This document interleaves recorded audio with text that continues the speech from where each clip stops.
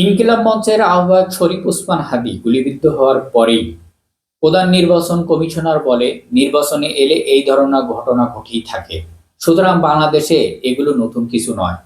তবে তারপরে তিনি তার ব্যাখ্যা দিলেন, কি কারণে কথাগুলো বললেন। তবে হাদীর হত্যার বিষয়টি সিসি স্বাভাবিকভাবে নেননি। এদিকে সদ্য বিদায়ী হওয়া পদত্যাগ হওয়া উপদেষ্টা মাহফুজ আলম সাফ জানিয়ে দিয়েছেন, তাদের গায়ে হাত দেওয়া যাবে না। যদি দেওয়া হয় তবে লাশ পড়বে, এমনকি তারা লাশ নেবে বলে হুঁশিয়ারি করেন তিনি। অন্যদিকে হাসনাত আব্দুল্লাহ ভারতের বিরুদ্ধে 2 দিনের 2 বক্তব্য বারুদের মতন ছড়িয়ে পড়ে চারিদিকে। সুতরাং তার এক বক্তব্যের প্রতিক্রিয়া 2 দেশের হাই কমিশনারকে দফায় দফায় তলবের পূর্বশাড়া করে দিয়েছে। এর সঙ্গে যোগ হয়েছে সাবেক উপদেষ্টার বক্তব্য, যেভাবে হাসনাত আব্দুল্লাহ মাহফুজরা ভিবরুল্লাহ চাকে ঢিল মারল। তবে কি ঘটতে পারে বাংলাদেশে?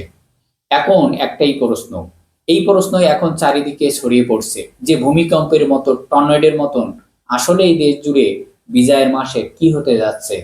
হাসনাত ও মাহফুজদের এইসব বক্তব্য চারিদিকে ছড়িয়ে পড়া, তোলপাড় হওয়ার পরেই দেশ জুড়ে ঘনীভূত শুরু হয়ে গেছে। সুতরাং তাদের বক্তব্য ঘিরে যখন চারিদিকে তোলপাড়, আর সেই সময় প্রধান উপদেষ্টা ডক্টর মোহাম্মদ ইউনূস সাহেব তার দেওয়া ভাষণে তিনি স্পষ্ট জানিয়ে দিলেন, সামনে আসছে খারাপ সময়, পলাতক শেখ হাসিনা, সাবেক আওয়ামী লীগ আসতে পারে। সুতরাং তারা আবার সুকৌশলে দেশে আসছে। আর যদি আসে তবে কি ঘটতে পারে? টর্নেডোর মতন ঘটনা ঘটবে, সাইক্লোনের মতন ঘটনা ঘটবে। হাদির পরে এবার টার্গেট কে পড়তে যাচ্ছে? তবে এই কথাগুলো সোশ্যাল মিডিয়াতে তোলপাড় শুরু হয়ে গেছে।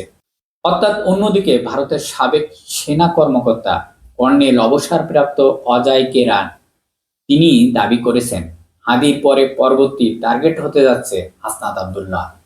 এদিকে হাদির হত্যা 2 আসামি ভারতের বিভিন্ন মিডিয়াতে শোনা যাচ্ছে কয়েকদিন ধরে ঘুরে বেড়াচ্ছে, ভারতে আছে। আর এর রেশ না কাটতে কাটতেই বিজয় দিবসের একদিন আগে হাসনাত আব্দুল্লাহ বলেছিলেন, আওয়ামী লীগের নেতা কর্মীদের আশ্রয় এবং প্রশিক্ষণ দিয়ে সন্ত্রাসী কর্মকাণ্ডে উস্কানি দিচ্ছে ভারত। সেখানে মাহফুজ আলমের বক্তব্য একই ছিল। সুতরাং তাদের ভাষ্য, তাদের লাশ পড়বে।